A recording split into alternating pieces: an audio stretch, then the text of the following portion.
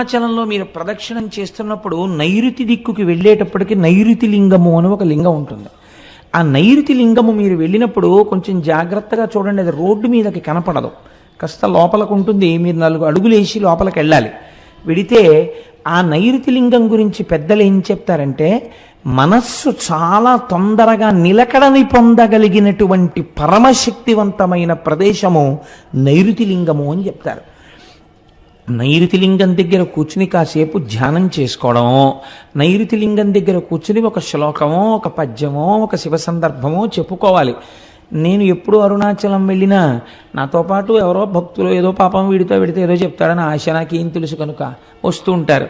వస్తే తప్పకుండా నైరుతి లింగం దగ్గర కూర్చుని ఏదో ఒకటి చెప్పి బయలుదేరుతుంటాం. మొన్న వెళ్ళినప్పుడు కూడా మేము అలాగే చేసాం ప్రదక్షిణ.